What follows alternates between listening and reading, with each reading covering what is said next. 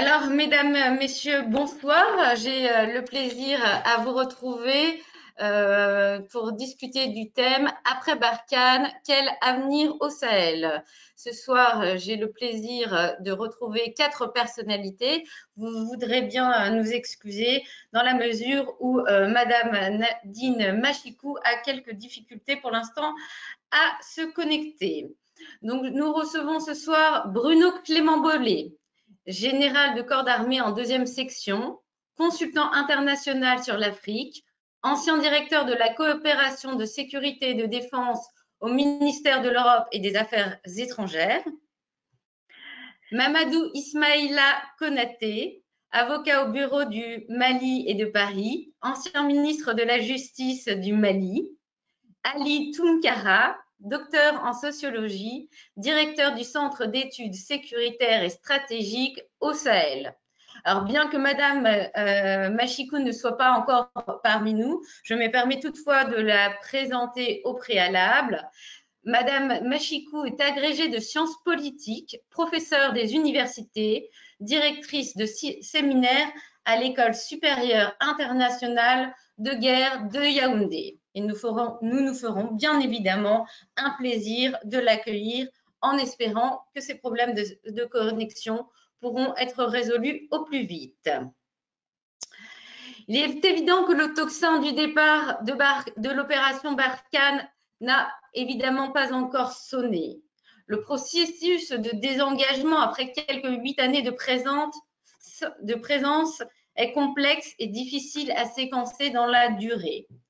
Pourtant, la question d'une invisibilisation progressive et de ses modalités pratiques se pose tout autant que l'endogénisation de voies de solutions requalifiées, et nous nous réjouissons de la création d'un néologisme à cet effet de sahélisation. En vue de résoudre la crise sécuritaire qui sévit dans la région, le volet militaire, longtemps privilégié, a progressivement été enrichi par un volet développement qui inclut la notion de sécurité humaine. En 1h30 de débat, étant conscient des limites méthodologiques de l'exercice, il ne s'agira pas de dresser un tableau exhaustif de la situation, mais bien d'interroger des perspectives d'avenir en dehors des sentiers battus, en initiant un débat franco-africain, franc et nous l'espérons fécond. Nous commencerons par interroger le général Bruno Clément-Bollet, qui reviendra sur l'embouteillage sécuritaire observé au Sahel. Et il interrogera les possibles voies d'un retour de la paix dans la région. La professeure Nadine Machikou proposera quant à elle, en les contextualisant, une analyse de la reproduction des crises sahéliennes. Elle abordera également la difficile relation Afrique-France et ses ambivalences. Le docteur en sociologie, Ali Tounkara, quant à lui, dépassera les débats manichéens, négocier ou ne pas négocier avec les terroristes, en proposant une définition de l'extrémisme violent au plus près des réalités du terrain et des attentes des populations concernées. Enfin, Maître Mamadou Ismaïla Konaté soulignera l'importance du retour d'un État de droit qui considère les populations comme des citoyennes et des citoyens à part entière, au fait des problématiques de l'État et de la probité nécessaires à une bonne gouvernance. Cet échange se promet d'être prometteur et en l'espèce, j'endosserai un rôle assez ingrat, à savoir celui de maître des horloges et serai contrainte, mes chers invités, à vous couper après 8 minutes de temps de passage, de sorte à favoriser le débat avec la salle.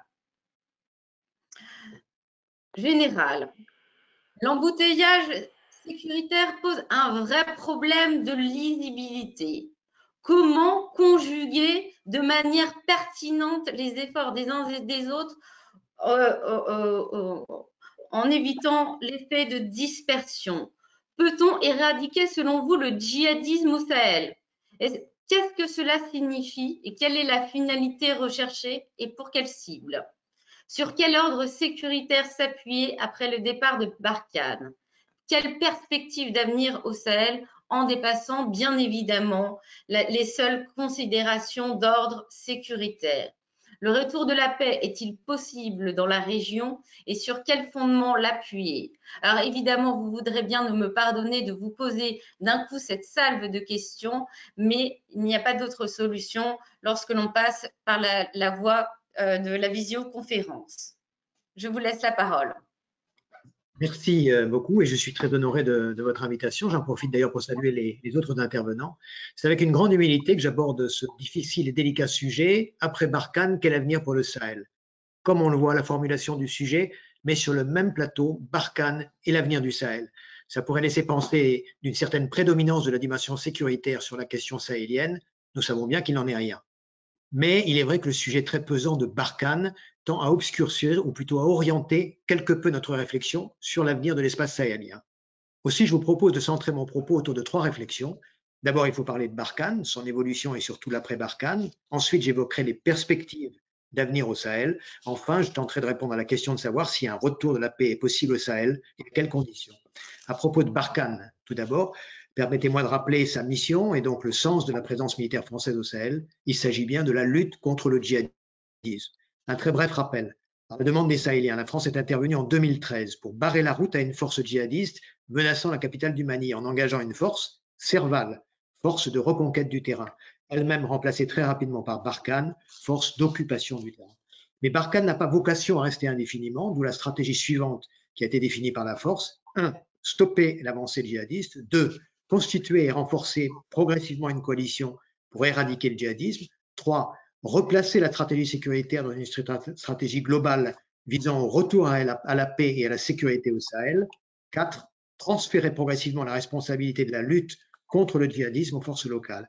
Cela a pour conséquence un changement de posture de la force Barkhane. Et de toute façon, ce changement de posture était devenu inéluctable compte tenu des raisons suivantes. D'abord, au lancement au Sahel, localement au Sahel, avec la situation sécuritaire qui ne s'améliore pas, la stratégie du tout sécuritaire a trouvé ses limites. Et l'image de Barkhane, perçue comme une force d'occupation, se dégrade progressivement. Deuxième raison, en France aussi, l'opinion publique a changé dans la perception qu'elle a de l'engagement français au Sahel, avec désormais 51% d'opinion défavorable. Le sujet va devenir politique et s'inviter à la prochaine présidentielle de 2022, n'en doutons pas. La pression pour un changement de posture vient donc aussi de la France. Troisième raison, et pour moi la principale, les autorités maliennes et burkinabées considèrent aujourd'hui qu'un retour à la paix passe par la négociation avec tous les acteurs nationaux, y compris certains groupes djihadistes majeurs, comme le GSIM de Yadagali ou le Front de libération du Massina d'Amadou Koufa, qui sont d'obédience AQMI. Or, il se trouve que ces mêmes groupes ont été nommément désignés par Barkhane comme les cibles prioritaires à combattre en 2021, comme ça a été rappelé au sommet de N'Djamena. Il y a donc une ambiguïté majeure à lever, évidemment, et dans ces conditions, Barkhane ne peut plus être le porte-drapeau de la lutte contre le djihadisme. Pour ces raisons, donc, Barkhane doit rapidement changer de posture, certainement en 2021, probablement à l'été. Cela pourrait se faire en 2 temps et en concertation, bien sûr, avec ses alliés. Le premier temps, il s'agira de poursuivre et d'accélérer le transfert de responsabilité des affaires sécuritaires aux forces locales. Parallèlement, Barkhane devra réduire son empreinte au sol, c'est-à-dire passer d'un dispositif éclaté sur le terrain, exposé, visible et très exigeant au plan logistique, à un dispositif regroupé, moins visible, agissant sur renseignement, faisant appel à plus de technologies, dispositif moins lourd à soutenir au plan logistique, car s'appuyant sur moins d'emprise. Cela permettrait une réduction notable d'effectifs. Dans un deuxième temps, Barkhane interviendrait au sein de forces coalisées, mais sur demande des forces locales, assurant elles-mêmes la responsabilité des opérations sur le terrain. Et à terme, Barkhane quitterait progressivement le théâtre. Et je rappelle que toutes ces décisions doivent être prises en concertation avec les alliés. Après avoir évoqué Barkhane et son effacement progressif à terme, quelle perspective d'avenir attendre au Sahel? Très rapidement, il faut replacer la dimension sécuritaire dans une stratégie globale. Tout le monde pense cela aujourd'hui, sauf qu'on attend toujours une stratégie globale digne de ce nom. Pour moi, cette stratégie ne peut être que sahélienne. Ce sont les Sahéliens qui détiennent les clés de la solution au Sahel. C'est aux Sahéliens de définir cette stratégie. Tout le monde y a intérêt, les Sahéliens comme les acteurs de la communauté internationale. Du point de vue des Sahéliens d'abord, Cela demande d'admettre que le djihadisme n'est pas la cause du désordre et de l'anarchie, mais une conséquence qui s'appuie sur le désordre et l'anarchie provoqués par un certain nombre de maux endémiques. Le vide d'État, d'abord. Depuis longtemps, l'État n'assène plus ses missions régaliennes en matière de santé, d'éducation, de développement, au plan social. Les populations se sentent abandonnées, livrées à elles-mêmes, ce qui provoque ici ou là des créations de milices d'autoprotection qui ajoutent au désordre. Les trafics illicites ensuite, trafic de drogue, d'êtres humains, d'armes, et la recherche du contrôle de ces trafics déclenche des luttes terribles qui participent au désordre. La corruption enfin, et les autres comportements déviants, dont l'importance colossale est liée à la culture de l'impunité régnante. Tout cela surajoute au désordre. En prenant cela sérieusement en compte, il est temps de définir une stratégie globale, réaliste et vertueuse, ambitieuse en termes d'objectifs, englobant toutes les dimensions politiques, économiques, sécuritaires et sociales. De son côté, la communauté internationale a tout intérêt que cette stratégie marche, mais ça impose pour elle d'admettre 4 exigences. La première, faire confiance. La communauté internationale doit accepter de participer à une stratégie qui n'est pas la sienne et doit se tenir prête à jouer son rôle d'accompagnement. Pas facile de faire preuve d'humilité.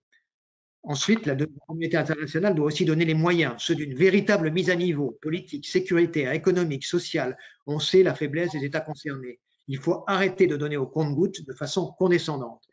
Troisième exigence, accompagner les Sahéliens. Dans cette entreprise, on sait que les États sahéliens ont besoin d'alliés expérimentés. La communauté internationale doit donc se plier à une démarche d'accompagnement et non d'une solution sahélienne et non d'imposition de sa solution.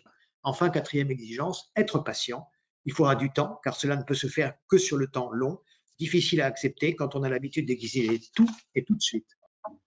Avec tout ça, j'en viens à ma dernière interrogation. Le retour à la paix est-il possible au Sahel? Oui, je pense que ça l'est. On vient de voir les conditions, côté Sahel et côté communauté internationale. Certes, ça ne sera pas facile, car dans cette stratégie ambitieuse et vertueuse, il faudra intégrer le retour de l'État et de ses institutions, la reprise des missions régaliennes, la lutte acharnée contre la corruption et les trafics illicites, la fin de la culture d'impunité au plan de la justice. Certains parleront d'une vision utopique. Je ne partage pas ce point de vue quand j'observe des signes positifs sur le terrain, des exemples concrets qui sont à mon sens des facteurs d'espérance. Au plan politique, j'observe au Tchad le Parti des réformateurs qui prône la mise en place d'un système politique vertueux. Son dirigeant a volontairement abandonné une carrière d'économiste international qui s'annonçait pourtant juteuse pour se consacrer à l'organisation d'une vie politique vertueuse pour son pays. J'observe aussi l'enthousiasme qu'il déclenche dans son pays. Au plan social, j'observe la mise en place dans plusieurs pays sahéliens de plateformes pour dénoncer la corruption et j'observe le succès qu'elle rencontre. J'observe aussi ici ou là la création de mécanismes d'aide sociale de type assurance maladie, il est temps, pour les petits métiers. Au plan économique, j'observe des initiatives proposées par des acteurs trop souvent ignorés, voire méprisés, alors qu'ils sont essentiels au renouveau économique du pays. Je veux parler des acteurs du secteur privé. Le projet des corridors économiques reliant les capitales du Sahel, porté par le CNPM au Mali, en est un exemple prometteur. En conclusion, j'observe aussi et surtout que derrière toutes ces initiatives, il y a toujours une volonté politique très forte de vouloir prendre les choses en main pour s'en sortir. Aussi, il me semble que l'adoption par les pays du Sahel d'une stratégie ambitieuse et vertueuse, portée par une volonté politique résolue, soutenue par une communauté internationale qui accepte d'accompagner plus que d'imposer, serait de nature à redonner l'espoir de sortir du tunnel infernal dans lequel est plongé le Sahel. Attention, les temps changent, on ne peut plus tricher impunément, partout la jeunesse demande des comptes et elle a raison. Les événements en cours à l'ouest du Sahel sont là pour nous le rappeler. Et je vous remercie de votre attention. Cher général, je vous remercie puisque vous avez strictement respecté les 8 minutes imparties.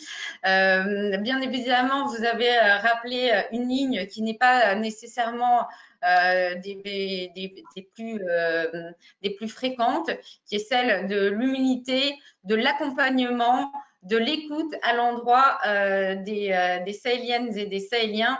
Et grâce à vous, on voit que l'endogénisation des voies de solution n'est pas un slogan, mais bien une réalité. Alors, il est avéré que dans l'organisation de cette conférence, je suis contrainte de jongler. Madame Machikou, visiblement, rencontre des difficultés à se connecter. Donc, nous allons composer et faire preuve d'agilité en donnant la parole au docteur Ali Tounkara, tout en espérant que Madame Machikou, bien évidemment, pourra nous rejoindre à un moment donné. Je signale également à l'attention du public qui est très nombreux ce soir que vous pouvez bien évidemment poser vos questions dans l'onglet qui se trouve sans doute à la droite de votre écran. Alors, monsieur Tounkara, le Sahel semble gangréné par le djihadisme, l'extrémisme violent, le terrorisme. On a pléthore de mots qui envahissent nos médias sans trop savoir exactement à quoi ils correspondent. Pouvez-vous nous expliquer ce qu'est le djihad? Quelle réalité locale recouvre-t-il et pourquoi le Sahel se révèle un terreau fertile à son extension? Vous qui êtes au plus près du terrain, pouvez-vous nous dire quelles sont les attentes des populations en matière d'offres et de demandes de sécurité? Lors de la préparation de cette conférence et à rebours des réponses avancées jusqu'ici, selon lesquelles le dialogue avec les djihadistes, et peut-être pourrez-vous nous donner un peu plus d'informations sur ce terme, peut-être utilisé de manière galvaudée, et contrairement donc aux options qui ont été prises, notamment au sommet de N'Djamena, je le rappelle, qui est le sommet du sommet du G5 Sahel qui s'est tenu au mois de février pour celles et ceux qui ne suivent pas nécessairement cette actualité, il a été avancé que ce dialogue n'était pas une option. Vous souhaitez au contraire insister sur l'urgence de déclencher un dialogue substantiel avec les groupes radicaux violents dans le Sahel, comme souhaité par certaines populations. Pourquoi? Lesquelles? Dans quelle mesure cela correspond-il à leurs attentes? En dehors de la libération médiatisée d'otages, et on se souvient bien évidemment de l'épisode de 2019 au cours duquel 200 djihadistes ont été libérés en l'échange de 4 otages, les négociations sont-elles réellement possibles? À quel niveau d'échelle et pour quels résultats escomptés? Merci beaucoup, Caroline, pour ces questions pertinentes. Merci également pour l'invitation. Donc, au regard des éléments qui m'ont été soumis, je vais très rapidement rester aussi dans le temps, comme l'a fait le général, tout en abordant ma prise de parole à partir de 4 points essentiels. Le premier point va forcément porter sur ces tentatives définitionnelles de l'expression djihadiste ou même l'extrémisme violent, des conflits locaux très rapidement dans le Sahel. Le deuxième point va plutôt s'efforcer d'interroger un peu quelles sont les attentes légitimes qu'ont les populations du Sahel, notamment, c'est l'emploi, ces attaques terroristes et ces conflits également communautaires. Le point 3 va surtout s'attarder sur l'impérieuse nécessité qu'il y a aujourd'hui de déclencher une offre de dialogue avec ce groupe radicaux violents. Et enfin, comme je finis aussi, le pourquoi la nécessité d'un tel dialogue avec les groupes radicaux violents, notamment avec le référentiel musulman. Très rapidement, s'agissant de cette gamme d'expressions utilisées pour qualifier l'action violente, qu'elle soit du fait des groupes radicaux violents avec le référentiel musulman, ou des conflits communautaires, ou même de la criminalité organisée, effectivement, une problématique sémantique se pose avec acuité. Mais quand on analyse de façon très objective dans le contexte sahélien, la récurrence de ces attaques terroristes, dans le même temps, ce conflit inter-intracommunautaire, si l'on peut s'attarder au-delà de la dimension théologique du mot djihad, serait une définition plus ou moins commune à toutes ces localités en proie aujourd'hui des attaques terroristes. On peut dire, sommes-nous en face des acteurs, en l'occurrence jeunes, majoritairement, qui manifesteraient justement leur mécontentement face à l'État central en termes de délivrance des services sociaux de base, notamment l'accès. Excusez-moi, Monsieur Tounkara, de vous interrompre. Est-ce que vous pouvez peut-être baisser le volume de votre haut-parleur parce qu'on a du mal parfois à vous entendre. Ça va maintenant? Oui, voilà, c'est parti. Est-ce que tout le monde peut fermer son micro afin que nous puissions bénéficier de vos lumières? Non, non, très rapidement, s'agissant de l'expression djihadiste, par exemple, de façon simple, ce sont tous ces acteurs aujourd'hui qui estiment qu'on peut les qualifier de laissés pour compte, qui estiment que l'État central peine à assurer pleinement ses délivrances des services sociaux de base, notamment l'accès à l'eau potable, même à l'éducation, à des infrastructures sanitaires, sont aujourd'hui des difficultés qui sont communes à toutes ces localités aujourd'hui en proie aux attaques terroristes. Donc, les acteurs pensent que l'État central est défaillant dans cette délivrance de ces services sociaux de base. Alors, dans le même temps, il faut aussi quand même le rappeler. Beaucoup aujourd'hui ont légitimé l'action violente, non pas parce que l'État central est défaillant, incontestablement, mais sauf aussi, il y a aussi un aspect qui me paraît important, qui est cette dimension anthropologique. Quand on regarde un peu dans ces différentes localités en proie aux attaques terroristes, ce sont des endroits où l'organisation sociale elle-même a mis certaines couches sous la couche au nom de leur appartenance ou au nom de leur ascendance ou descendance. Donc, je pense que toutes ces frustrations liées à la pyramide sociale, toute cette part en termes de la délivrance des services sociaux de base, et surtout l'élément le plus important, s'il y a un point commun entre ces acteurs, que ce soit du Burkina, du Niger ou du Mali, ces acteurs s'accordent sur le fait que l'État central, justement, peine à distribuer la justice de façon équitable et satisfaisante aux aides des communautés. Donc, au-delà de toutes ces difficultés sémantiques, il est important aussi de s'interroger en deuxième point, pour rester un peu dans les temps. Quand on regarde les différentes réponses qui sont quand même apportées, il ne faut pas les nier, les 2012 à aujourd'hui, dans le contexte malien, les réponses ont été apportées ou sont toujours en cours. Et même de 2015 à aujourd'hui, au Burkina et au Niger, on a des réponses en cours très rapidement. Pour le cas du Mali, nous avons quand même pas mal de plans qui ont été définis pour la sécurisation intégrée des régions dites nord du Mali, des régions dites centre du Mali. Même également, à côté du Niger aussi, on a toute une haute autorité pour la consolidation de la paix. De la même manière également au Burkina Faso, on a un plan d'urgence pour le Sahel. Donc, pour dire qu'effectivement, les différents États ont consenti des efforts ou continuent à consentir des efforts afin de stopper cette avancée du groupe radicaux. Mais en dépit de ces efforts fournis ça et là, s'il y a un point important autour duquel les communautés se retrouvent, c'est le fait que l'ingénierie militaire, même l'élite politique à certains égards, les sous-estimerait. Quand vous regardez ces différents plans de sécurisation ou ces différents programmes initiés ça et là, sont des programmes malheureusement qui n'ont pas effectivement et réellement impliqué les populations, en l'occurrence celles qui vivent dans le monde rural. Donc, en somme, les différentes réponses qui sont apportées aujourd'hui en termes de l'offre et de la demande de sécurité sont des réponses qui sont parfois orphelines et toutes ces dynamiques locales sont des réponses effectivement qui ont sérieusement tenu à l'écart ces communautés en proie à l'insécurité. Donc, il est extrêmement important dans nos différents schémas de réponse que les différentes logiques du terroir, les différentes aires culturelles soient suffisamment intégrées dans les schémas, qu'ils soient militaires ou même développementistes. Très rapidement, donc on comprend aisément avec ces populations lorsqu'on est sur les différents théâtres d'opération qu'elles se sentent lésées par les différentes réponses, qu'elles soient même le fait des États, notamment sahéliens, même également des partenaires de développement, que ce soit l'Union européenne, des partenaires aussi comme la CEDEAO, l'Organisation sous-régionale.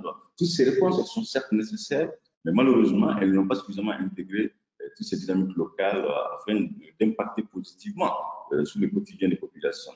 Très rapidement, quand on échange avec ces populations aujourd'hui, en termes de solutions de sortie des crises, qu'elles soient au Mali, au Niger, au Burkina, elles diront clairement que les réponses militaires, elles sont certes nécessaires, voire indispensables pour une paix et une stabilité durable, mais elles ne suffisent pas. Le général l'a rappelé, de 2013 à aujourd'hui, la France elle est pleinement engagée aux côtés des armées sahéliennes.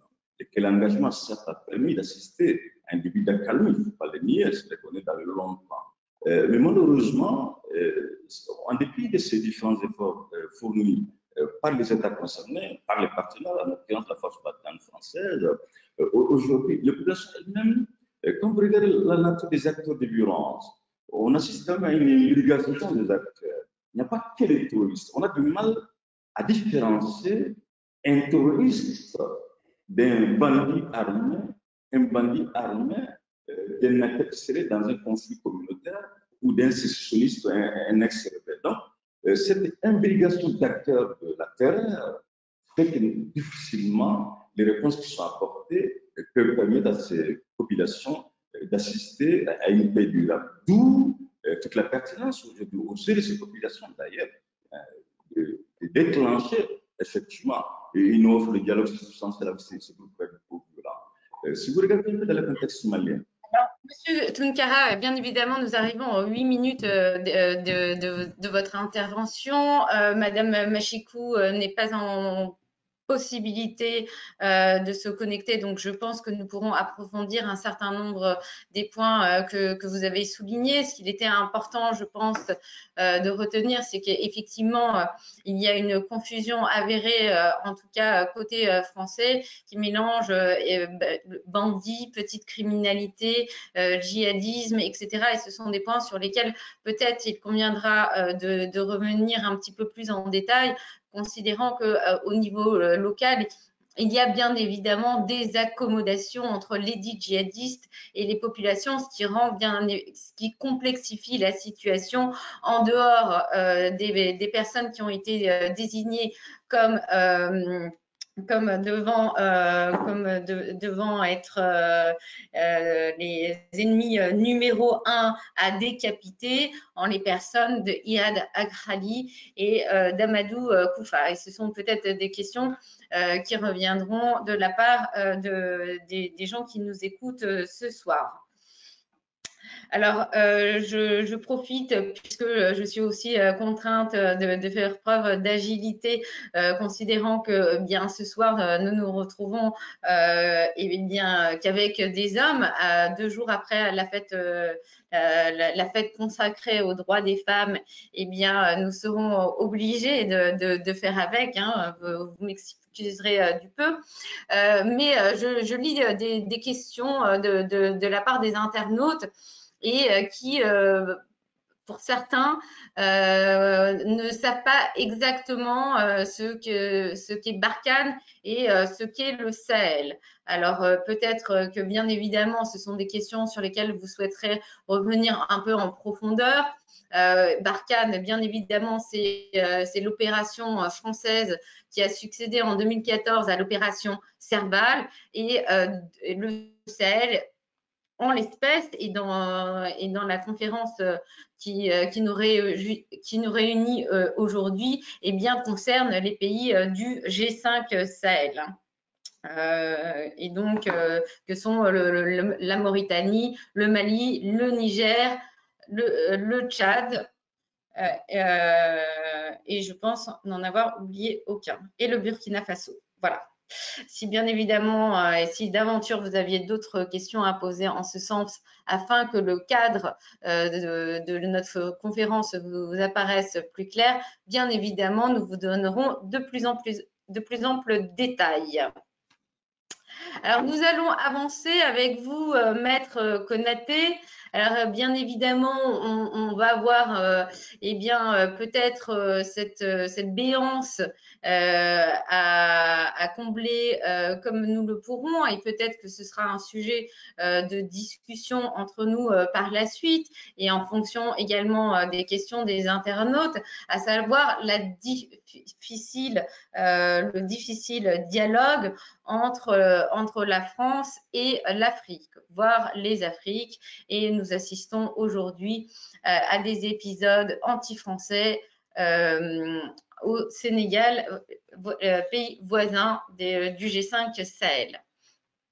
Alors, Maître Konaté, ce soir, les questions que je voulais vous poser touchent à des questions qui vous touchent plus particulièrement en tant qu'avocat, en tant que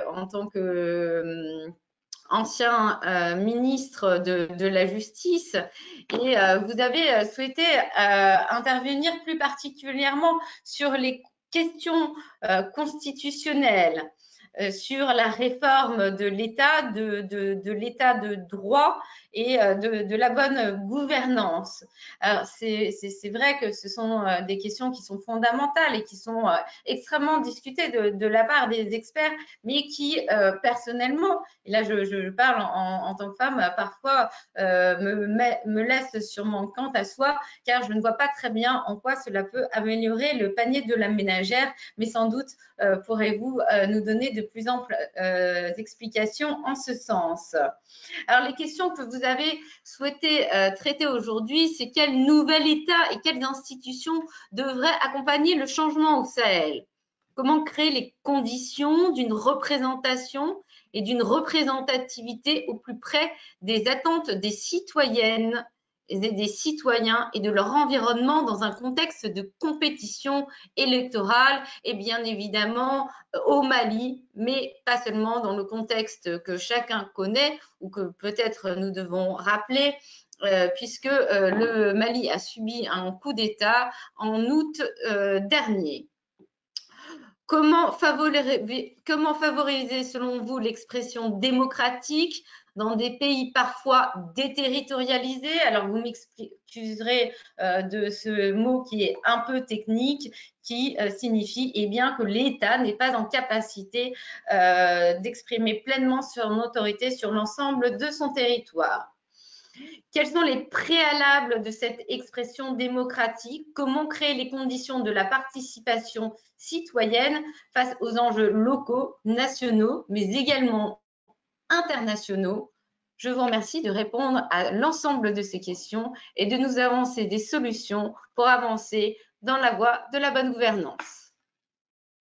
Ça fait une salve de questions. Je vous remercie, Caroline, non seulement pour l'organisation de cette conférence, mais en même temps l'occasion que vous me donnez d'être présent à cette conférence et de prendre la parole non seulement sur ce sujet-là, mais également d'avoir le plaisir d'écouter les autres de ce panel-là qui disent des choses aussi intenses que fortes et aussi perceptibles pour moi que pour toutes les personnes qui sont autour de cette conférence. Tout à l'heure, le général Clément Bollet indiquait le vide d'État. J'ai envie juste d'exagérer à sa suite, de parler du pas d'État. Du pas d'État pour l'exemple des pays du Sahel qui ont cette caractéristique essentielle, c'est qu'ils partagent en commun des vastes territoires désertiques et qui ont été souvent délaissés, qui ont été souvent déterriorisés, où la présence de l'État n'a pas toujours été suffisante, d'une part, ou n'a pas été souvent de manière telle qu'on puisse véritablement exercer le pouvoir d'État. Sur cette question et sur bien d'autres encore, j'ai envie juste de passer en revue un certain nombre d'éléments qui sont les causes directes d'une part, mais aussi les conséquences de la situation de crise que l'on ramène au tout sécuritaire pour la plupart des gens aujourd'hui. On voit cette crise à travers des gens qui se sont armés, qui ont dépossédé les États du Sahel d'une portion de terre et qui ont exercé une certaine autorité en violation des dispositifs constitutionnels. C'est le cas du Mali, ça a été le cas par le passé de manière très furtive de la Mauritanie, c'est le cas du Burkina Faso, c'est le cas du Niger, et en partie c'est le cas du Tchad aussi, parce que ces mouvements sécessionnistes, d'une part, ces mouvements de rébellion se sont relayés sur ce vaste territoire et ont imposé leurs lois au moyen de la force. On a tendance à l'oublier, c'est que la structure de l'État en tant que telle, depuis 1960, pour les États qui ont été indépendants à cette époque-là, est une structure d'État qui n'a pas pris. Qui n'a pas pris parce que simplement, les gens se sont emparés de la structure de l'État au sens occidental du terme, avec des pouvoirs séparés, qui sont à la fois des pouvoirs exécutifs d'une part, pouvoirs législatifs et pouvoirs judiciaires, et ont exercé ces pouvoirs-là dans des contextes où, visiblement, vraisemblablement, une mauvaise pratique est rentrée dans l'État pour simplement désorganiser le processus de l'État en tant que structure et désorganiser même l'exercice du pouvoir d'État. Une autre crise qui est assez importante, ce sont les institutions qui sont liées à l'État. dans une démarche de mimétisme. Quand à Paris ou ailleurs, on a mis en place un conseil économique et social, bien évidemment que dans les Sahel également, on a mis un conseil économique et social. Quand il a fallu mettre un médiateur, on l'a mis également, et exactement dans des conditions telles que l'esprit de la chose a été complètement dénaturé, et ces questions institutionnelles n'ont pas toujours été sans reproche à ce niveau-là. Et le troisième élément, qui est la crise politique que je veux mettre en avant aujourd'hui, dans des contextes politiques où on s'est contenté de mettre en place des systèmes de libéralisme au plan politique qui nous ont amenés à instituer non pas 2, non pas 3, non pas 20, non pas 30, mais 300 partis politiques dans la plupart des États du Sahel aujourd'hui. On se pose la question, quel est l'objectif recherché? Est-ce que c'est la pluralité des esprits, la pluralité des opinions ou la pluralité des individus que l'on recherche à ce niveau? C'est vraisemblablement plus la pluralité des individus que toute autre chose. Et un support essentiel, système de démocratie, tient à l'élection, au suffrage.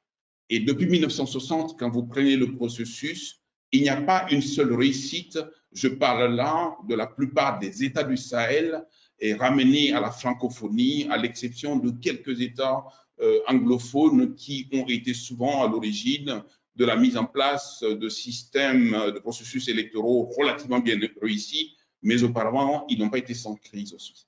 La question de l'élection est une déterminante fondamentale. Dans la plupart de ces États, l'élection est caractérisée par la fraude et par la fraude massive. Elle se manifeste par la mise en place d'autorités élues pour la plupart dans des conditions qui ne sont pas sans reproche. Vous prenez les 20 dernières années qui correspondent exactement à l'appel de la bolle et qui ont permis aujourd'hui d'ouvrir au plan politique, de permettre la compétition électorale et de donner l'occasion à un certain nombre de personnes issues de l'élection de s'installer. Mais vous constaterez d'ailleurs que dans les États du Sahel, et ce n'est pas toujours propre aux États du Sahel, la mise en place d'autorités élues, souvent à des proportions relativement importantes, 60, voire 65, voire 70%, pour ne pas parler de 99% dans le cadre de la Côte d'Ivoire récemment, c'est toujours l'occasion dans les 3 mois, dans les 6 mois, dans les 12 mois, de voir une crise politique assez importante qui fait descendre dans la rue pour contester le nouvel élu beaucoup plus fortement que par les gens qui l'ont élu. C'est le cas du Mali avec Ibrahim Boubacar Keïta, ça a été le cas en Guinée-Conakry avec le processus des 3e mandats, dont je dirais 2 mots. Ça a été le cas en Côte d'Ivoire où il y a encore une crise politique. C'est le cas actuellement au Tchad et c'est aussi, dans une moindre mesure, le cas au Niger. Donc la spécificité aujourd'hui, le système démocratique qui se caractérise par l'élection, par nature, est un véhicule, un instrument que aucun des États du Sahel n'a pu réussir aujourd'hui. Et c'est dû également au fait que non seulement le processus électoral pose des difficultés, mais en même temps que le système de régulation de l'élection de manière générale est un ratage total. C'est un ratage au plan judiciaire. Les cours constitutionnels dans ces États ne servent absolument à rien, si ce n'est de dire une chose aujourd'hui et le contraire le lendemain. Dixit un peu ce qui s'est passé à l'époque de Gbagbo en Côte d'Ivoire. Toutes ces situations mises les unes dans les autres nous mettent aujourd'hui en véritable décalage entre la représentation d'une part et la représentativité. On est représentatif de population lorsqu'on est issu d'élections et par nature l'élection est frauduleuse et par nature l'élection est ratée et par nature l'élection ne constitue pas la véritable photographie de l'opinion en soutien ou en révolte contre une opinion, contre un individu, contre une politique. Et sur ce plan-là, c'est d'autant plus important aujourd'hui que nous avons entamé pour chacun de nos États des grosses réformes constitutionnelles qui nous ont mis en situation de moderniser nos constitutions sans prendre en compte la réalité de nos environnements. Je me pose encore la question de la pertinence de la séparation des pouvoirs dans nos États lorsque 90% des députés qui constituent la majorité présidentielle, entre guillemets, sont désignés, ne sont pas élus, mais sont désignés par le président de la République, comme ça a été le cas au Mali, comme ça a été le cas dans d'autres États. Je ne sais pas si je dispose de 2 minutes encore pour dire juste 2-3 choses à ce niveau-là, pour dire simplement que... Alors, vraiment 2 minutes, ce soir je suis généreuse puisque une intervenante manque. Et ce décalage aujourd'hui est perceptible non seulement dans le domaine de l'élection, mais ce décalage est perceptible également dans le domaine des nominations. Dites-vous simplement qu'un président mal élu ou insuffisamment élu, qui veut exercer toute la légitimité d'une autorité, met en place un certain nombre de personnes au titre de la nomination qui font l'objet de contestations. Ce qui fait qu'aujourd'hui, nos institutions, que ce soit la justice, que ce soit la Cour constitutionnelle, que ce soit toutes les institutions de l'État, font l'objet de contestations parce que simplement le système d'accaparement du pouvoir donne l'occasion toujours, dans un système de parenté, dans un système d'alliance, dans un système de parti pris, de mettre en place des hommes lorsqu'ils ne le méritent pas, simplement qu'il faut les mettre en place pour être la suite logique de soi-même et soi-même étant illégitime. Alors, Monsieur Konaté, bien évidemment, je vous remercie. Le tableau que vous dressez eh bien, demeure inquiétant puisque cette défiance à l'égard des élites ne semble pas près d'être comblée. Alors, bien évidemment, comme c'est un exercice qui est privilégié à l'IRIS, c'est celui du débat avec les internautes qui nous suivent ce soir. Je vous avoue qu'ils sont très nombreux.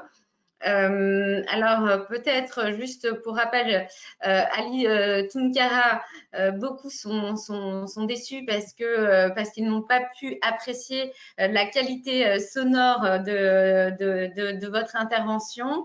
Alors, si jamais vous parvenez peut-être je ne sais pas, à revoir le volume de votre micro ou à défaut, eh bien, je tiens la promesse devant chacune et chacun de ceux qui nous suivent ce soir que nous ferons ce qu'on appelle un 3 questions, 3 réponses afin que personne ne sorte frustré de cette conférence. Alors, il est très intéressant au vu des questions qui sont posées.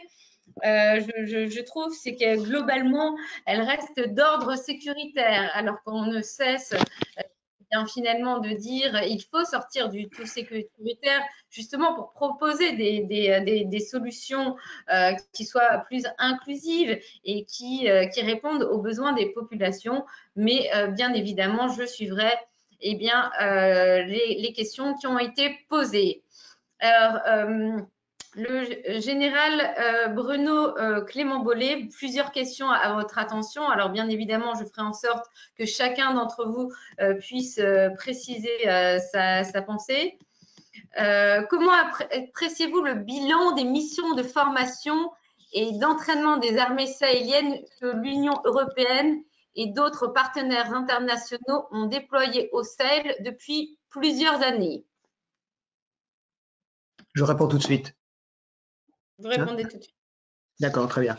Évidemment, c'est une question centrale. Pourquoi? Parce que, comme je l'ai précisé, un des grands objectifs du défi sécuritaire, c'est de transférer progressivement la responsabilité des opérations sécuritaires aux forces locales. Les organismes de formation, je me permets de les rappeler, Barkhane en fait déjà un peu en son sein, mais il y a une force qui s'appelle EUTM et une autre qui s'appelle ECAP, EUTM comme European Union Training Mission, ECAP comme European Capacity, qui sont des missions de l'Union européenne, 400 instructeurs, et qui visent à aider au plan de la formation sécuritaire, à former des bataillons au sein des armées maliennes et nigériennes. Je crois que le bilan, comment est-ce qu'on peut l'apprécier? On peut l'apprécier, à mon sens, en observant la constitution des opérations aujourd'hui. En 2019, l'importance des forces sahéliennes dans les opérations était à peu près de 25% du total des forces. En 2020, et c'était un objectif décoalisé, je ne parle pas de Barkhane, je parle de coalition, parce que Barkhane n'a de sens qu'au sein de cette coalition. Alors bien sûr, c'est peut-être la plus visible, mais c'est un ensemble de coalisés qui agissent. En 2020, la participation, et je prendrai comme exemple la dernière opération, l'opération Eclipse, la dernière opération de 2020, pardon, en novembre, c'était 55% des forces sahéliennes qui constituaient l'ensemble de l'opération Eclipse. Donc on avait déjà passé le seuil des 50%. Je sais que l'objectif du premier semestre de 2021 c'est de passer maintenant à 75% des forces locales constituant les forces dédiées aux opérations. Je pense que ça veut bien dire que derrière tout ça, il y a tout ce travail de formation qui est mis en valeur et c'est un peu son bilan finalement. La réponse du bilan, c'est l'augmentation de cette participation. Et je pense que d'ici 2 ou 3 années, l'ensemble des opérations pourra être assumé par les forces locales. Les forces locales pourront toujours compter sur des forces moins visibles, sur des forces de la coalition moins visibles, mais tout aussi présentes. La MINUSMA, elle sera toujours là. Barkhane sera probablement encore là sous une autre posture, comme j'ai essayé de l'expliquer tout à l'heure.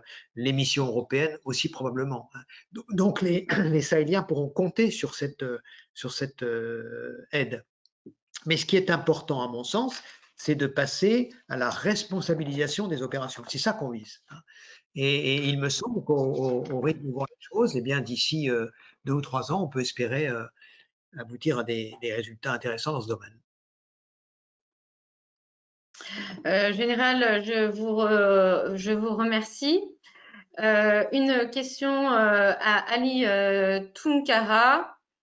Quelle est la portée du nationalisme dans certains groupes opérant au Sahel, selon vous? La partie du nationalisme.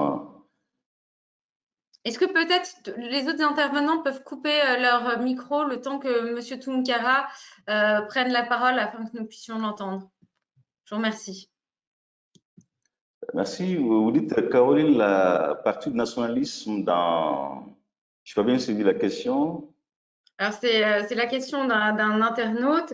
Je pense que c'est la question du nationalisme et finalement du délitement observé dans certains pays avec, pour exemple, j'imagine, et je ne vais pas me mettre à la place de l'internaute, mais de la scission que observée au Mali, par exemple.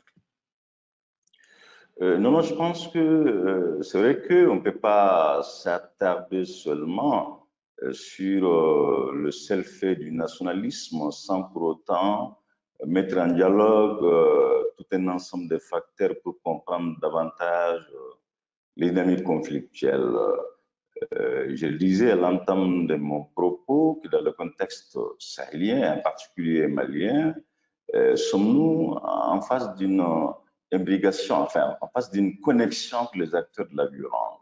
C'est vrai, on a eu dans un premier temps des indépendantistes portés, enfin, majoritairement incarnés par des Maliens de Kidal, lesquels Maliens de Kidal se sont vus justement se greffer à des groupes radicaux violents qui, dans un premier temps, étaient majoritairement aussi des pays voisins tels que l'Algérie ou du Maroc, même si de plus en plus nous assistons à une certaine endogénéisation de ces différentes formes de violence qui aujourd'hui le Sahel fait l'objet. C'est vrai que quand on regarde un peu les différentes attaques récentes, de plus en plus, on a quand même des locaux qui sont à l'origine de ces attaques, même si les commanditaires seraient d'autres nationalités. Mais en tout cas, on ne peut pas nier aujourd'hui qu'au Mali, au Niger, au Burkina, même au-delà, que les violences qui sont perpétrées ça et là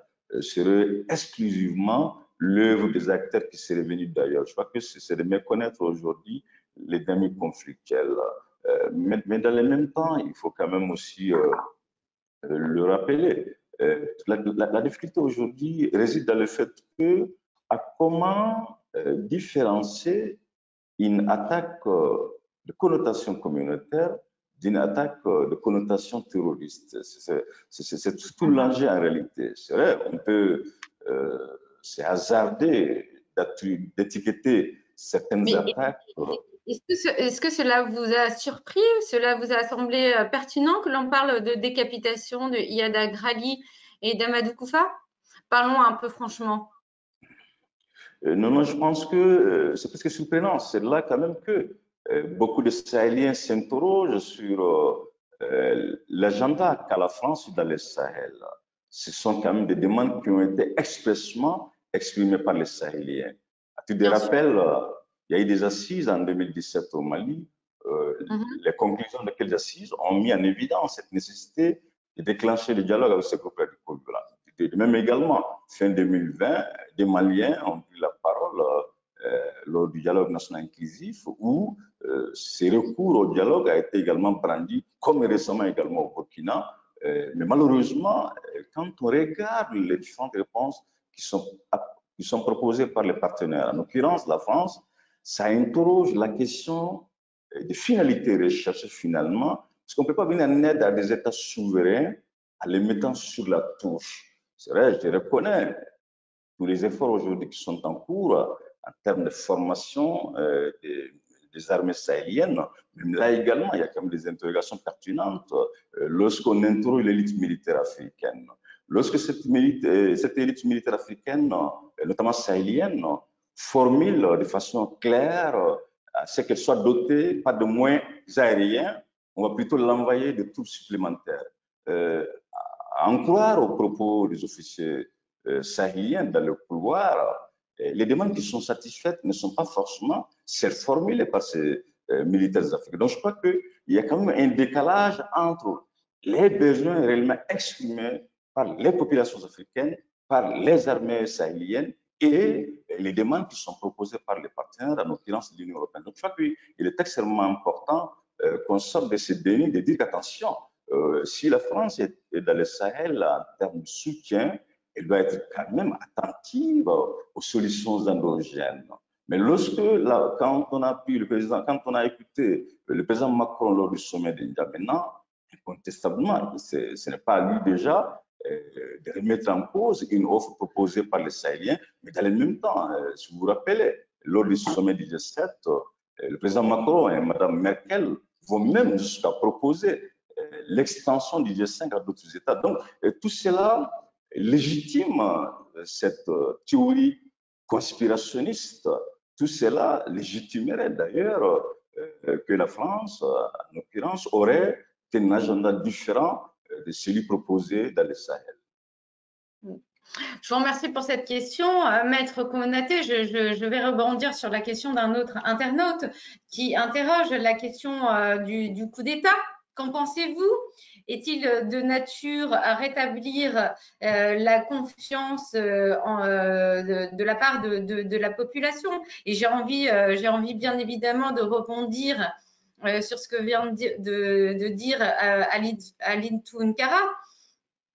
C'est vrai qu'on est assez étonné, perplexe.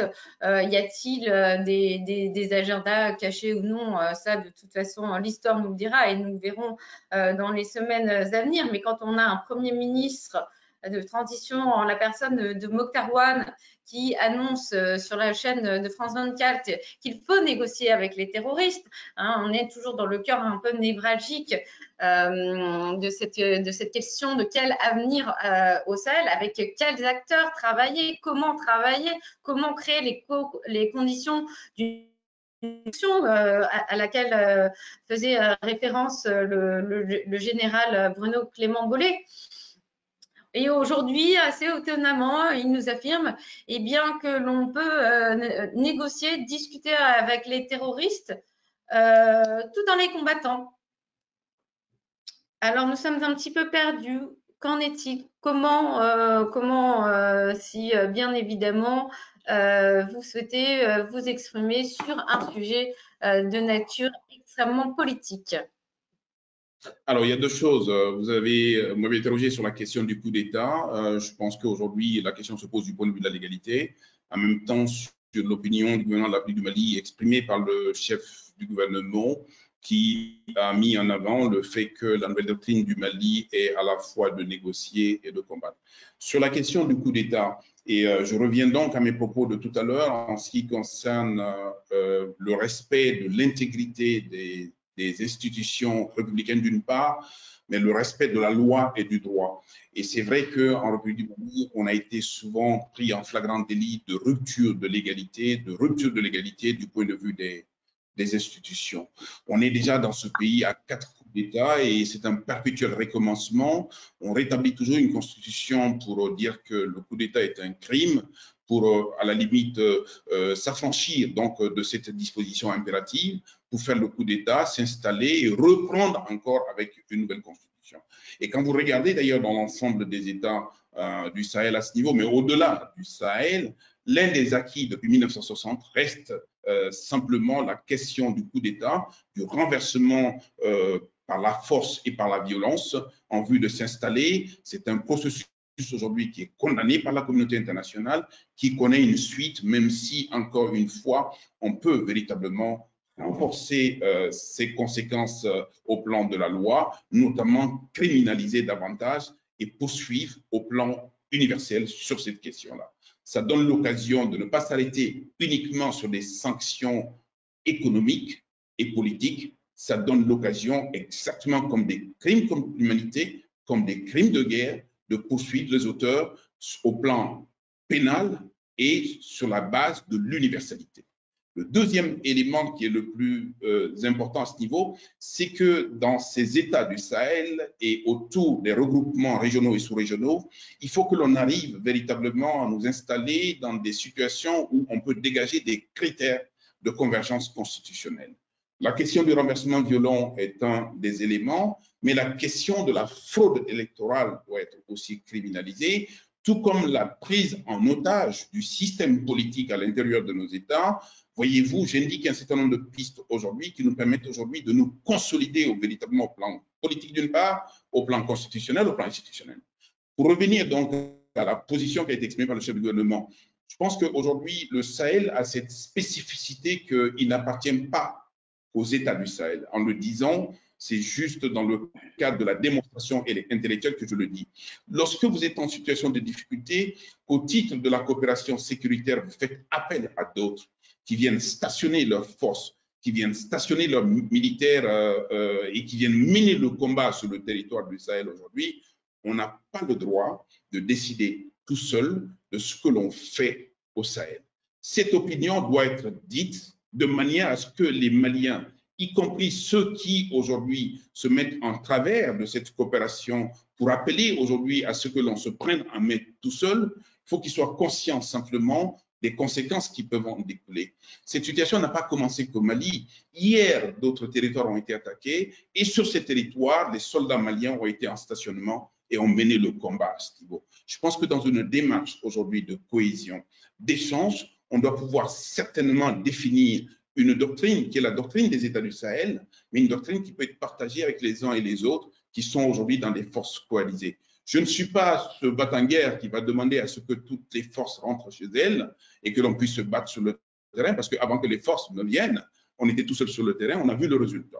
Donc, de ce point de vue-là, aujourd'hui, il faut ouvrir les yeux, être capable d'appréhender les choses et de pouvoir les dire de manière très claire et nette. Je ne sais pas trop si la démarche que sous-tend l'opinion qui est exprimée par le chef du gouvernement est une démarche qui relève d'une doctrine, mais pour qu'il le dise, il a dû le penser. Mais en le pensant, il faut le placer dans un contexte tel que l'on sorte véritablement de ce charivari où la France va dire une chose et les autres vont dire le contraire. Je suis tout à fait d'accord que la France n'est pas le premier sahélien sur le territoire du Sahel. La légitimité de la France s'explique par le fait qu'aujourd'hui, Barkhane est là et d'autres forces coalisées sont là. Donc, dans un concert absolu, soyons capables aujourd'hui, nous, États du Sahel, de définir, un, ce que l'on souhaite pour nous et pour nous. Deuxièmement, évaluer nos moyens. Troisièmement, mettre en œuvre les actions qui sont nécessaires par rapport à cela. Et quatrièmement, dans le cadre de la mise en œuvre de ces actions, allons rechercher ce qui est nécessaire et utile au plan de la coopération technique, au plan de la coopération militaire, au plan des institutions, un ensemble de choses qui nous replacent dans le contexte des États de la nation, des États souverains, des États indépendants. Pour l'instant, les États du Sahel sont un peu loin du contexte que je précise. Alors, je vous remercie, Maître, pour ce plaidoyer.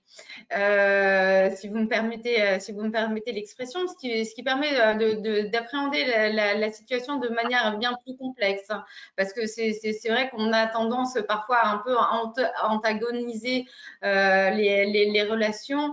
Et on voit bien au travers de votre discours que les relations entre le Sahel et la France sont structurellement ambivalentes et que, bien évidemment, dans l'opinion publique, puisque le général Clément Beaulé l'a rappelé dès son introduction, des questions se posent en France, hein, avec une opinion publique qui commence à s'intéresser à ce sujet, voire à être défavorable vis-à-vis de l'opération Barkhane.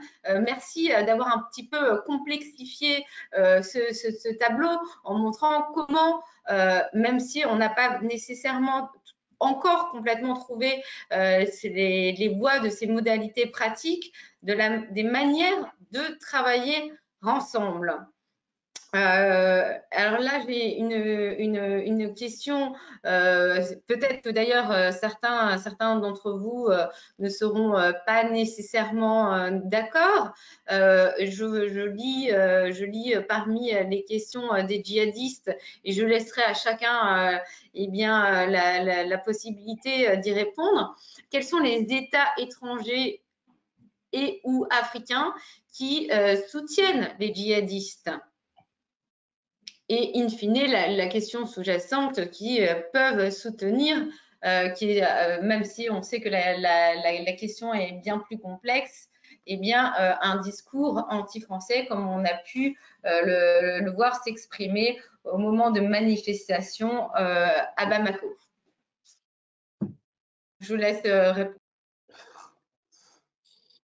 Ben, écoutez, moi je veux bien ouvrir le bal si vous le souhaitez. D'abord, je voudrais revenir sur l'ambiguïté qu'il y a, et j'ai essayé de la souligner tout à l'heure.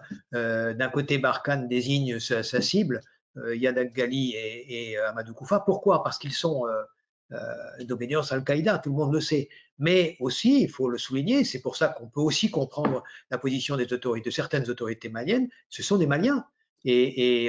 Et ces autorités maliennes considèrent que le retour à la paix, il doit passer par des négociations avec tous les acteurs, toutes les entités maliennes. Donc, je suis aussi capable de comprendre ça. Mais sur le terrain, après, il faut quand même lever l'ambiguïté. Il faut savoir qui on combat et qu'on soit d'accord pour le combattre. Surtout qu'on est au Mali, enfin dans ce pays-là. Alors après, pour répondre à cette question étrange de quels sont les États étrangers qui soutiennent les djihadistes, ben, je vais vous dire, les djihadistes, d'abord, ils se soutiennent eux-mêmes. Ils se soutiennent eux-mêmes par les prises d'otages et les rançons que ça rapporte. Ils se soutiennent eux-mêmes par le contrôle des trafics. J'ai tout à l'heure parlé du contrôle du trafic de drogue, du trafic d'êtres humains, d'armes, etc. Tout ça rapporte beaucoup et permet de soutenir ses propres forces pour les opérations qu'ils ont à faire. Donc moi, la réponse que j'apporte, c'est ça, c'est qu'ils se soutiennent eux-mêmes, d'abord. Monsieur Tunkara, peut-être pouvez-vous rebondir sur cette question, tout en sachant qu'un autre internaute pose cette question extrêmement aussi pertinente. Comment comprendre? Et c'est là peut-être au risque de réitérer un petit peu votre présentation, mais comme nous avons eu des problèmes de son, ce qui nous permettra de mieux bénéficier de votre éclairage. Comment expliquer cette expansion des terroristes? Il y a quelques années, je me souviens, on participait à des colloques, des forums, etc. On parlait de 100, 200 personnes. Aujourd'hui, on voit bien que la situation est bien plus grave, bien plus complexe. Donc, ce sont des cohortes structurellement organisées qui sévissent en plusieurs endroits, non seulement du Mali, mais également du Sahel. Alors, merci. Je pense que c'est vrai que les deux questions sont pertinentes, mais s'agissant déjà des États qui apporteraient leur soutien aux groupes radicaux violents avec le référentiel musulman, je pense que les éléments de réponse sont difficiles à apporter avec clarté et objectivité. On ne peut pas nier quand même le fait que des États, ça ce sont des faits récents, qui ont servi des bases à ces groupes radicaux violents, avant que ces mêmes États ne soient aujourd'hui en proie à ces attaques terroristes. Je pense clairement à l'Algérie pour le cas malien, même le Burkina et la Mauritanie pour le cas malien. Ce ne sont pas des allégations, ce sont des faits. Des Maliens aujourd'hui qui sont étiquetés terroristes ont séjourné dans ces États, ont été accueillis avec, si vous voulez, tous les honneurs possibles. Maintenant, je pense que au-delà de ce soutien qu'on apporterait à ce groupe terroriste en termes d'accueil, d'hébergement, même de prodiguer aussi des soins de santé. Et je crois que fondamentalement, quand on regarde un peu les différentes sources de financement de l'action terroriste, les éléments évoqués par le général sont tout à fait plausibles.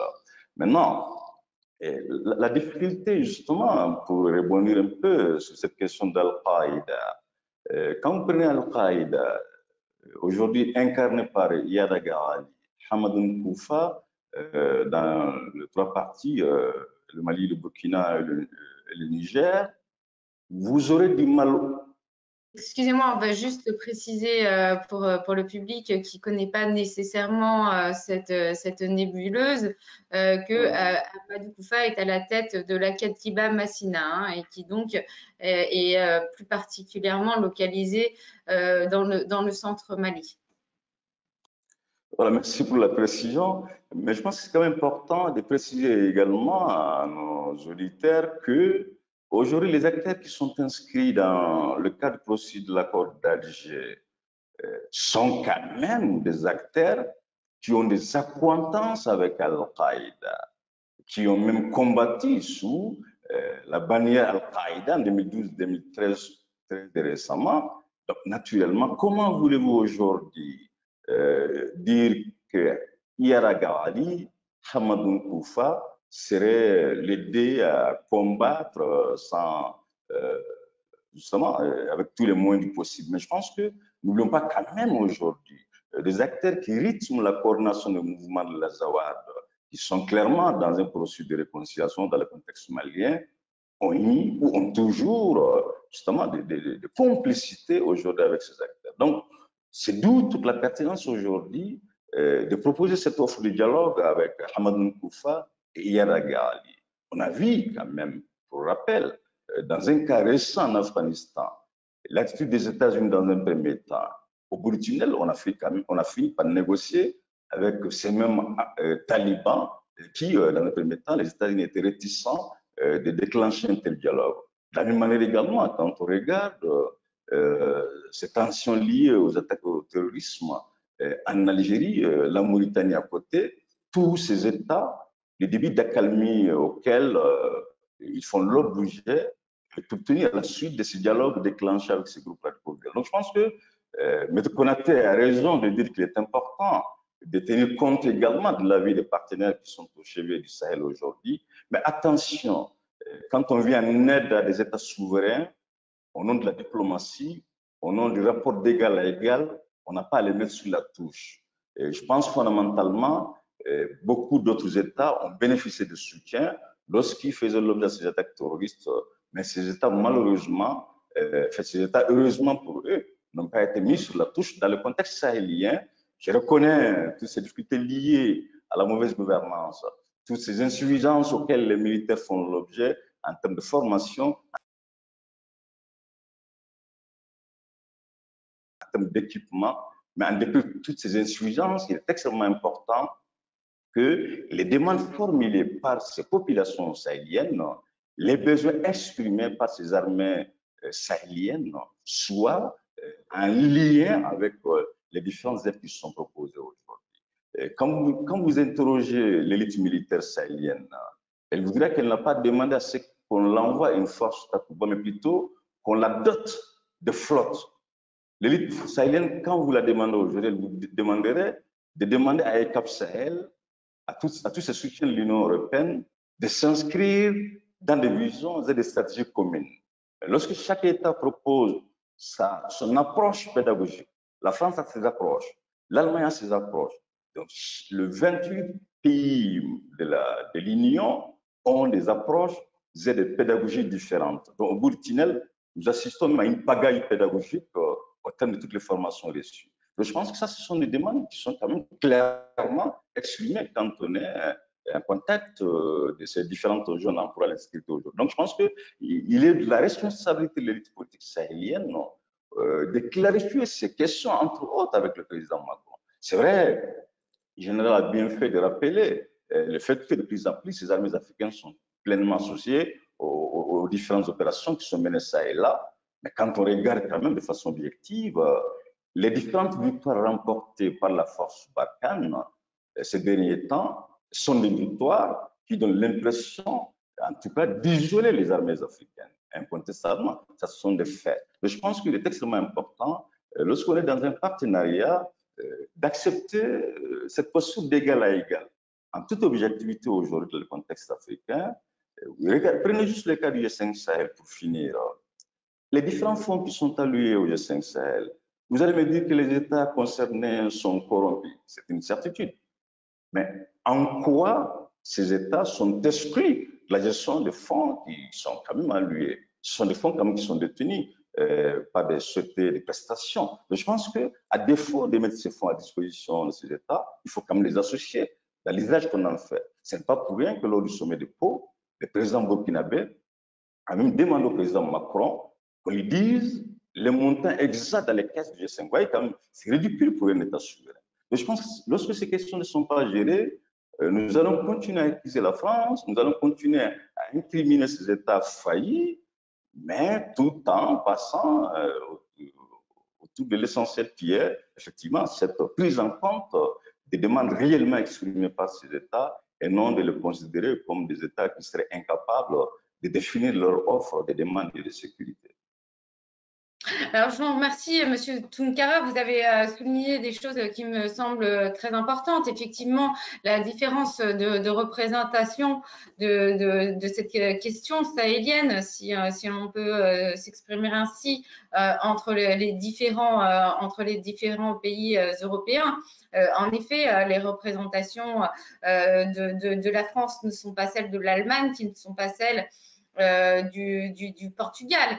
Et on voit bien également les difficultés rencontrées aujourd'hui, et peut-être le général Bruno Clément Beauvais pourra rebondir sur cette question, qui est la possible, ou en tout cas, ou peut-être le pari pascalien d'Emmanuel Macron, de mettre en place la task force Takuba d'ici à l'été prochain.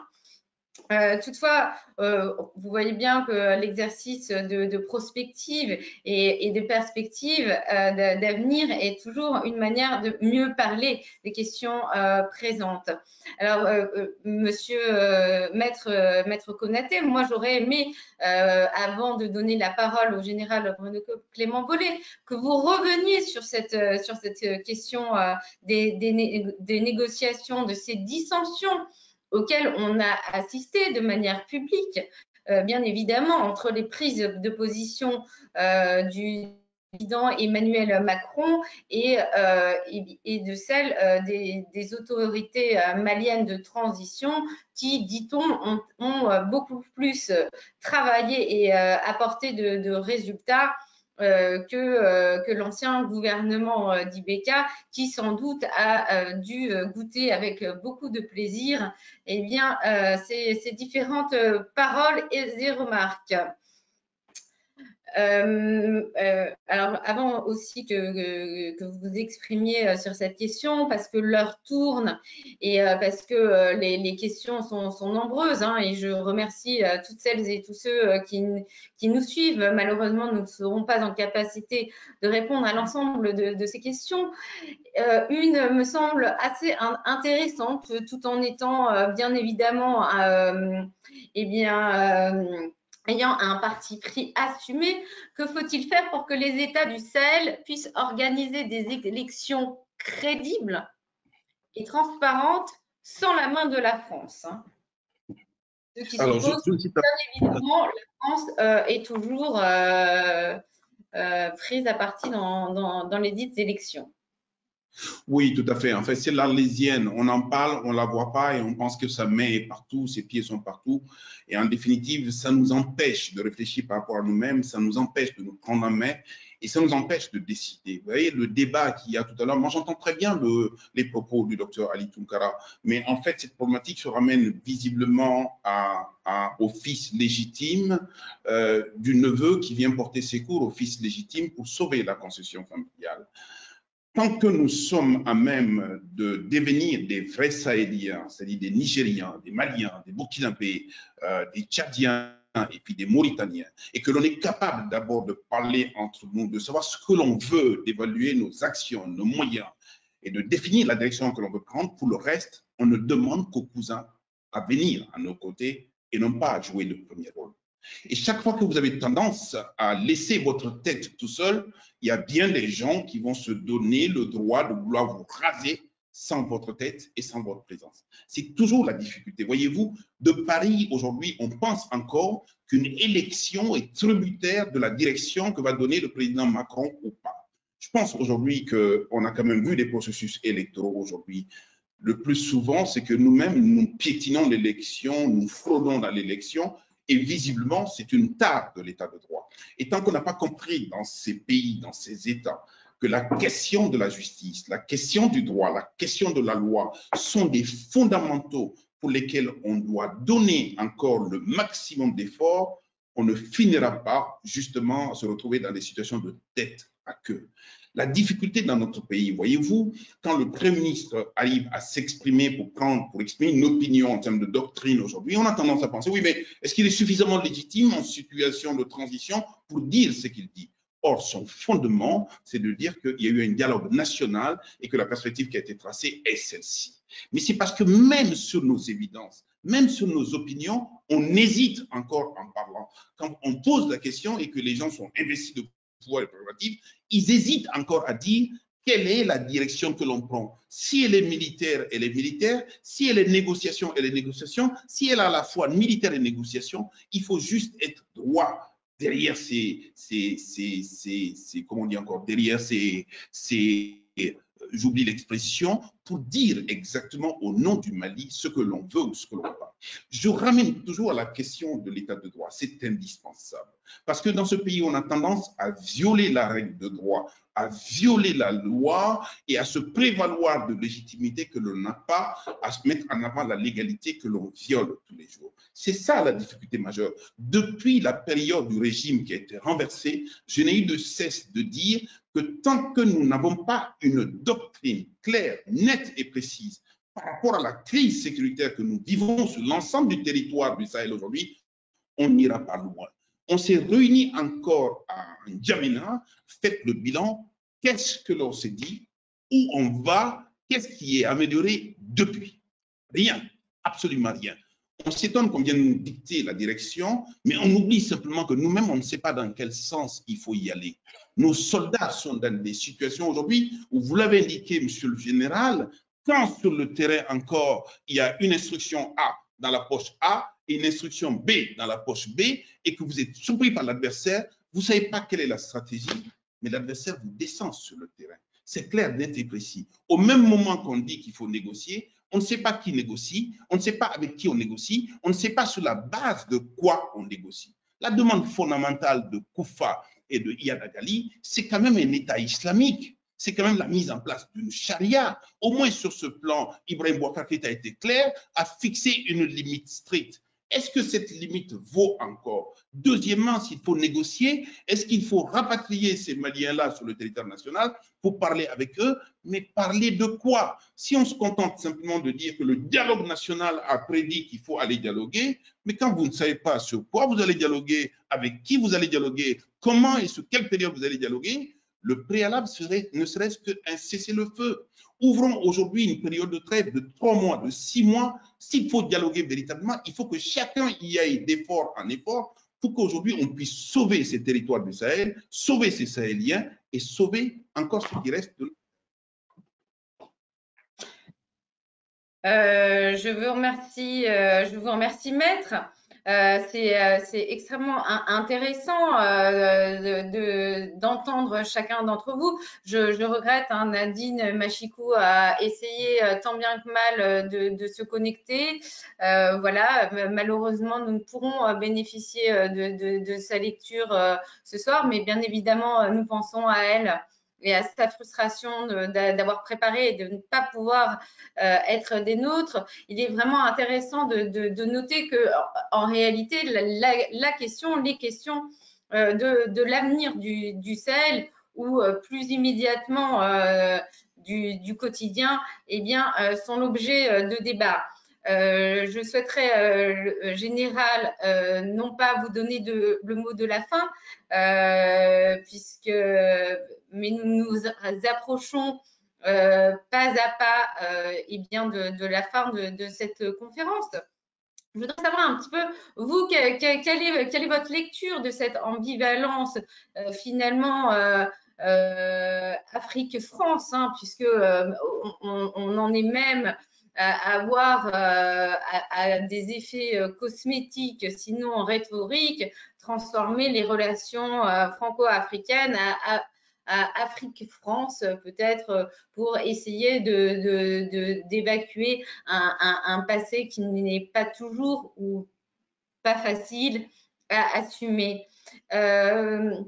Comment voyez-vous l'évolution de ces relations comment la France peut-elle continuer de se positionner dans la région sans poser de problèmes épidermiques?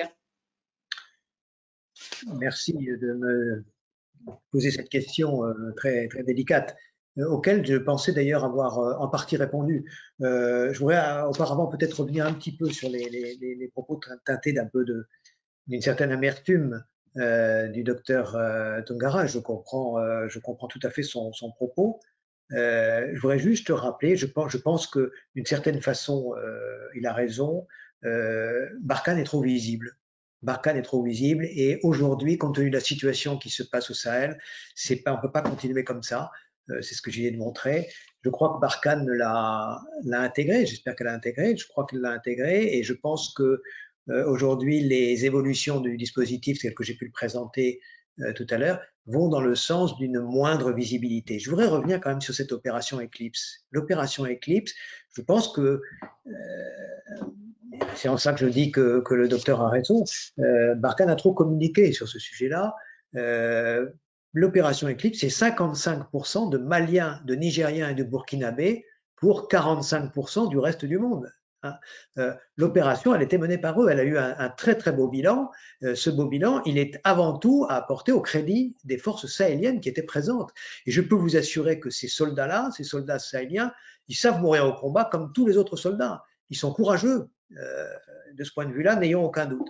Ensuite, je voudrais peut-être juste dire un petit mot sur les propos qu'a tenus le ministre Konaté, que là aussi je comprends, je partage pour une bonne part. Moi, je voudrais vous remettre en mémoire le film Timbuktu, l'excellent film qui avait sorti en 2014. C'est l'État islamique, c'est ça l'État islamique. L'État islamique, c'est des enfants qui jouent plus au football, c'est des jeunes qui n'écoutent plus la musique, c'est ça au final. Hein. Est-ce que c'est ça que veut le Sahel? Est-ce que c'est ça qui est souhaitable? Je ne sais pas. Voilà. Enfin, je terminerai par répondre à votre question. Je crois que plus que la France, la communauté internationale a un regard trop arrogant vis-à-vis de ses partenaires africains en général et peut-être plus particulièrement sahéliens. Je disais tout à l'heure, c'est ce que j'essayais d'exprimer, pour la communauté internationale, il faut aussi évoluer. Et quand je disais qu'il va falloir arriver à faire confiance, véritablement faire confiance, pour accepter de jouer une stratégie qui n'est pas décidée par elle-même. Et la communauté internationale, elle a horreur du vide. Les Nations Unies, l'Union européenne, etc. Donc, quand politiquement il y a du vide, eh ben, elle s'empare de ce vide et puis elle impose ses solutions. Il y a un moment où ça passe plus. Et visiblement aujourd'hui, ça ne passe plus au Sahel. Ensuite, donner les moyens. On donne les moyens au compte-gouttes avec des procédures extrêmement, qui sont un peu humiliantes même parfois. eh ben, il va falloir admettre que c'est une véritable politique de coopération qu'il faut entamer en accordant des moyens très conséquents. Les Sahéliens ne s'en sortiront que s'ils ont des moyens équivalents aux nôtres. Et donc, c'est dans cette démarche-là qu'il faut être. Ensuite, je parlais pour la communauté internationale d'accompagner les Sahéliens, d'être dans une approche non pas d'imposition de sa solution, mais d'accompagnement d'une solution qui n'est pas la nôtre. Après tout, on est au Sahel, c'est aux Sahéliens de définir leur stratégie. Et enfin, être patient. La communauté internationale, elle veut tout et tout de suite, immédiatement, et elle ne comprend pas que ça traîne et que ça met du temps, etc. Mais enfin, admettons quand même que pour rétablir une situation de cet acabit, il va falloir plusieurs années. Quand je dis plusieurs années, pour moi, c'est de l'ordre de 10 et 20 ans. C'est dans cette échelle-là qu'il faut se situer. Et donc, il faut accorder cette attention, tout ce que je disais, sur le temps long. C'est très difficile, mais il faut l'admettre. Alors, messieurs, nous arrivons au terme de cet échange. Je vous remercie pour la franchise de vos paroles. Je vous remercie pour la franchise des débats. D'un premier débat et qui est une première et certainement pas une dernière, d'un véritable débat franco-africain et qui permet un petit peu de sortir de ce que j'appelais en introduction des formules, slogans qui ne cessent de plaider en faveur de solutions sahéliennes et de sahélisation des solutions sans que personne ne soit jamais en capacité de les définir. Ce soir, vous nous avez montré bien, que ces solutions, ces réflexions étaient là. Je vous remercie. Je suis désolée que Nadine Machikou n'ait pu être des nôtres ce soir et qui sans doute aurait, par son expérience et de par son expertise, enrichi considérablement le débat. Je crois que, bien, comme chacun d'entre nous, nous avons un premier amour, bien, nous avons une affection particulière pour le premier pays que nous avons visité. Alors, permettez-moi, avant d'en terminer, bien, d'avoir une pensée très particulière pour le Sénégal, les Sénégalaises et les Sénégalais. Je vous remercie. À bientôt. Au revoir.